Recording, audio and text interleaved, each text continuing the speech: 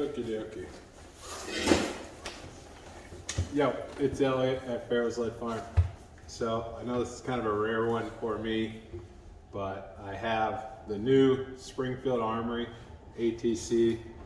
So this is their precision 223 5.56 gun. It's technically a 223 wild chambered gun with a 1 in 7 twist barrel. It's 18 inches. It has one of the super terrible muzzle brakes on there. I actually tried to get that muzzle brake off, but I couldn't for the life of me. You know, it doesn't come apart easy, so I stopped messing with it. You can't really change the uppers like a normal AR-15. But anyway, I'm just going to kind of give you a little once over on it. First things first, before I shoot here, go ahead and clear it. Some of the nicer features on this is one, it weighs about 15 million pounds, so that's pretty fun. And then the barrel, their claim to fame is it's super free floated, which you can tell, you can hear it. I don't know if that's going to come out on camera, but this rail is so loose, it has just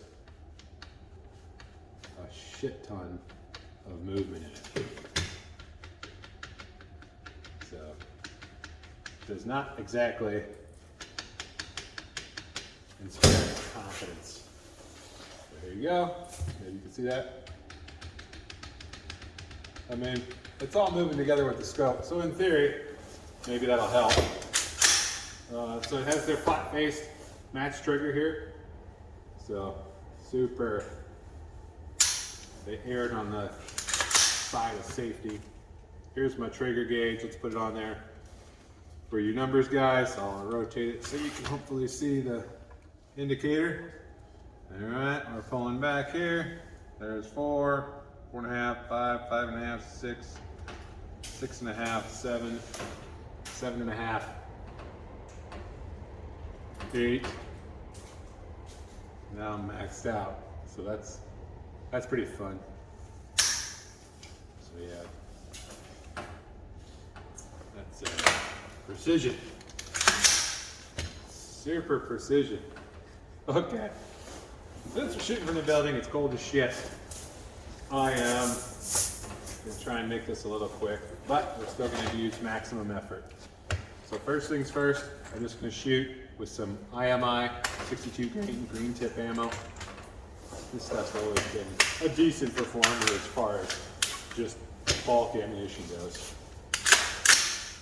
Okay, did not want to go home, but hopefully it still shoots. All right, let's get dialed in. Got the target set up at 100 yards. I got a pretty decent 0. Ready, steady, spaghetti.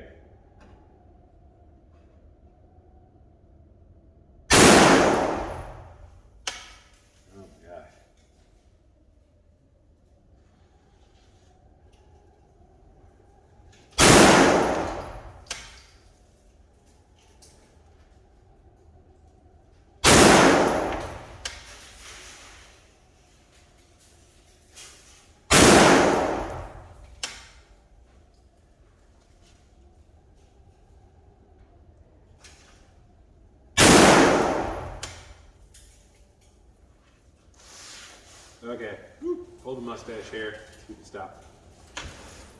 That was pretty bad. I'm gonna try it again. That was the middle target, the middle big one. I'm gonna go to the little half-inch circle to the right of it, and we will shoot another group. Maybe just need to get a little heat in it here. All right, here we go.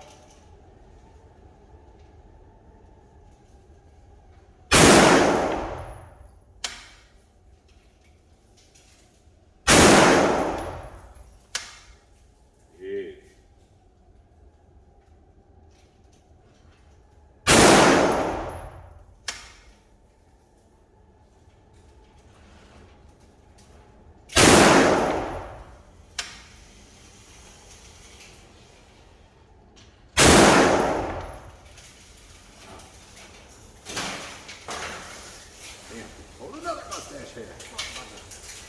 I actually had a pretty good little zero shift just between the two groups. So the one was halfway centered up. It was probably about a 4 or 5 inch group. And then the second one was, and it's also around a 4 inch group, but then it was to the left probably at least 3 inches. But we won't freak out yet. That was just 62 grain IMI.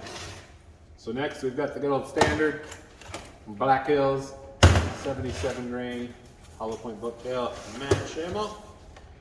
Those guys have always been pretty good as far as making ammo goes. Now that's all I shot back in the AMU days on the service rifle team. On our short line stuff was 77 grain. They did plenty well. Plenty well. All right, I'm gonna go for the top middle target, 5 rounds.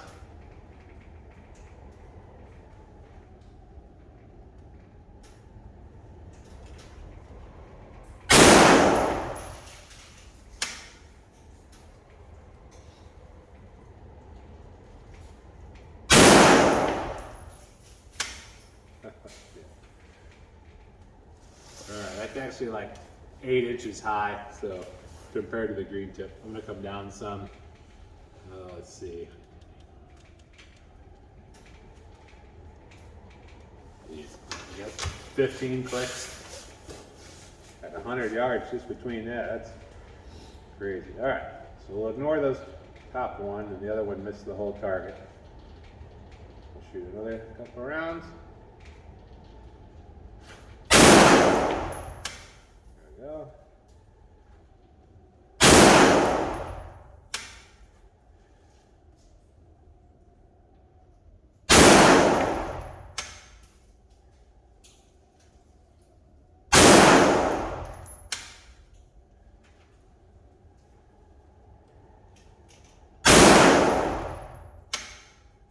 Okay. A little crazy.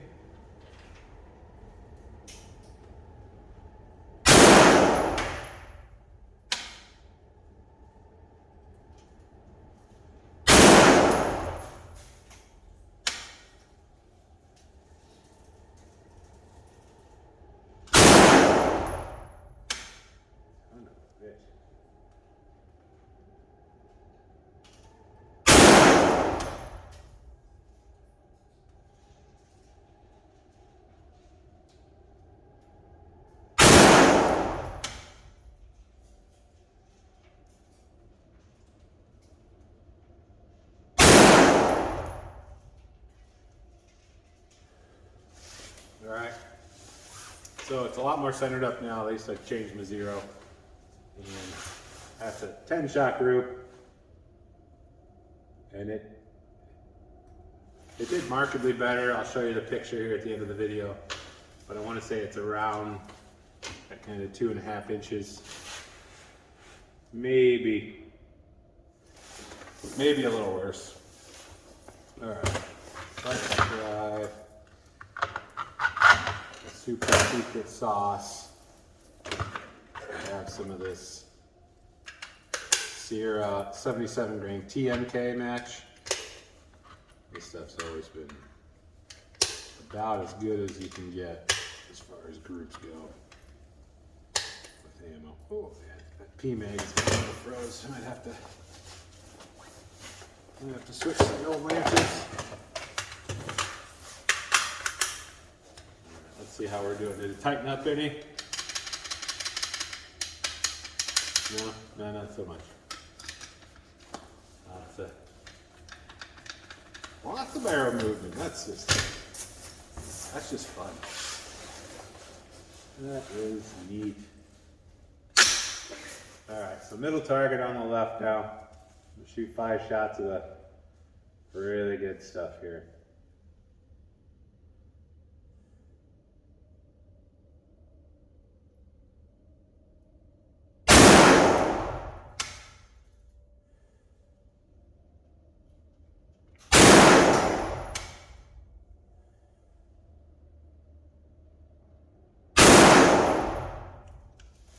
Okay, there's a little short cycle malfunction.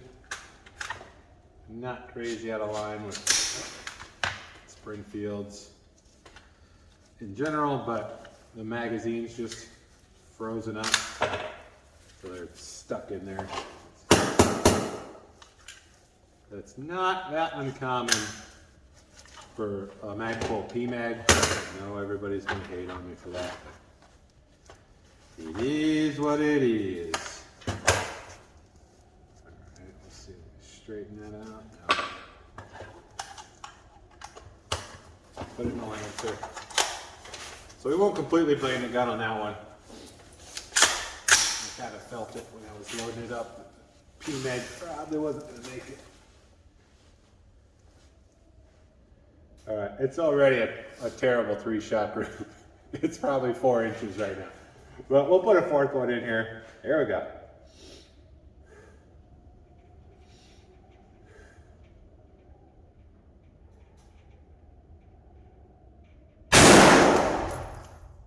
Alright. Well, you know it's not going to get any better with a 5-shot group. Maybe it's how I'm loading. Let's just load one at a time. Let's see if that helps matters out at all here. We'll do one at a time.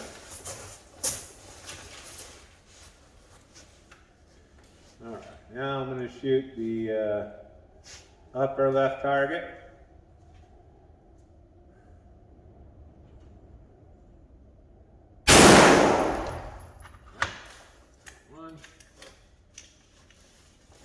Usually a little easier without gloves, but it's Iowa and the weather sucks. Yeah.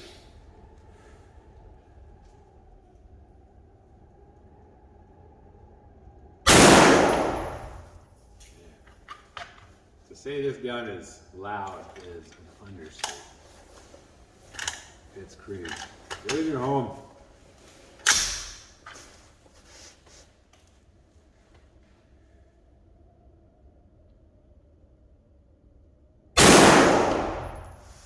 Shitting me? That's like 3 inches to the right of the last one.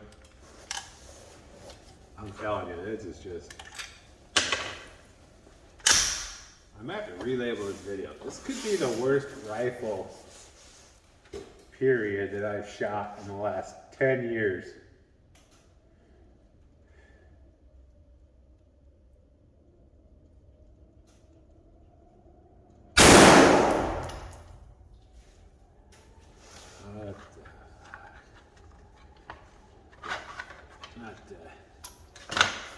This ain't working out too well for the home team.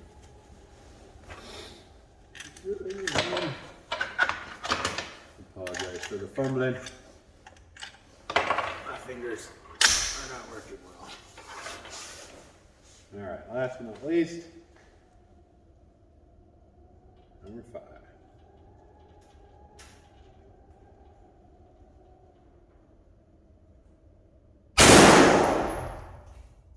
Yeah.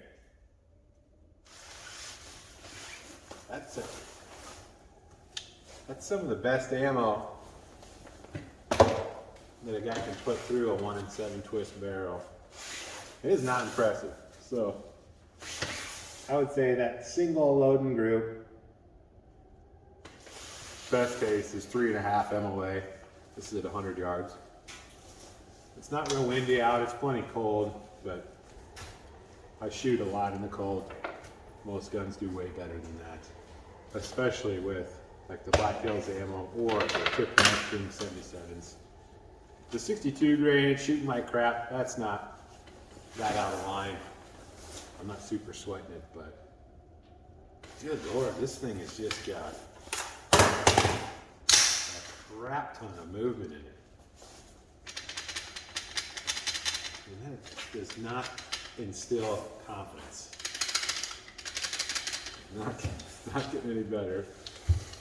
But obviously the pins are in as tight as you can. There's one set screw that holds this whole thing together. I mean, this is quite possibly